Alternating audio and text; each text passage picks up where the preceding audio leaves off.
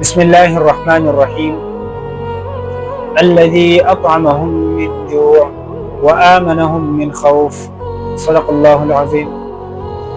الله سبحانه وتعالى دو انعامات ذکر کوي بدی آیاتونو کې کوم چې په قریش مکه باندې کړی.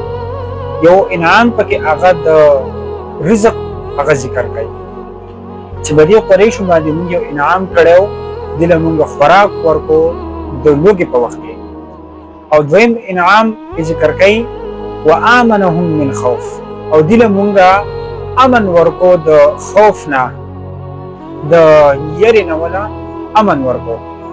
دا دو انعامات دا د انسان د پاره د انسان د زندګۍ د پاره د عيش د پاره دا انتهائی اخن چې یو دتا امن وي بل دتا رزق وي او روزګار.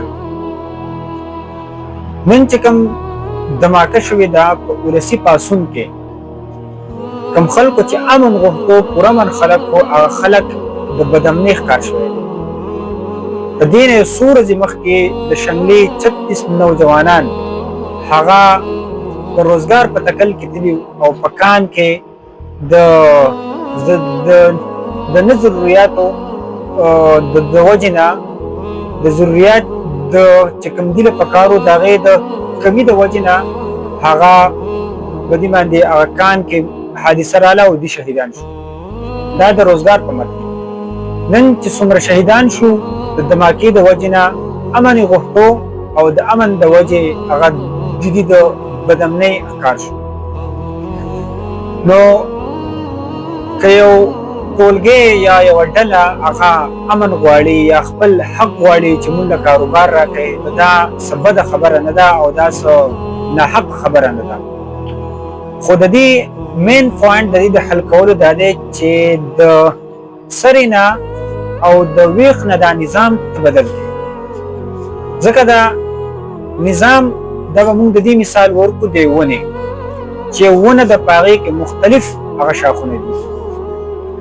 یو پکې امن دی بل روزګار دی داسې پکې مختلف چې څومره د انسان ضرورت دي دا غي شاخونه دي چې ستا ونه هغه خرابوي ستا نظام خرابي نو که ته د یو شاخ نه ته هغه صحیح کې بل صحیح کې نو د دې څه فایده نشته. د دې نظام هغه بدلول غواړي او نظام الله سبحانه وتعالى تاسو له درکړې قرآن مجید چې پاغې کې ستا د امن ذمہواری هم شته ستا د روزګار ذمہواری هم شته. ځکه اسلام دا داسې یو وړوکی شی نه دی چې یو څو مسایل دي او پاغې باندې زندګي تیرول. اسلام کې ستا معیشت هم شته ستا سیاست هم شته ستا عدالت هم شته. نو چې کله ته په اسلام زندگی تیرې نو دا شدون او باقاعده ستا په زندگی کې امن هم راځي هر څه به راځي. الله سبحانه وتعالی په قرآن کې د یو کلي هغه ذکر کوي چې هغه ډېر مطمئن کلی و امن والا کلی و او الله سبحانه وتعالی به هغو له رزق ورکو. بیا هغو فکفرت بانعم الله د الله په نعمتونو کې هغو ناشکري وکړه د الله د نعمتونو شکر ادا نه کړ. فاذاقها الله لباس الجوع والخوف والله دیتا د لوګي لباس واغوندو او د یری او د بدامنۍ هغه لباس ورته واغوندو. الله سبحانه وتعالی په دومره لوی احسان کړی موږ یو نظام را کړی او د دې نظام د موږ هغه پشاشوي یو دا د الله سبحانه وتعالی نافرمانی ده. دا د نظام او د الله سبحانه وتعالی د نعمت ناشکری ده.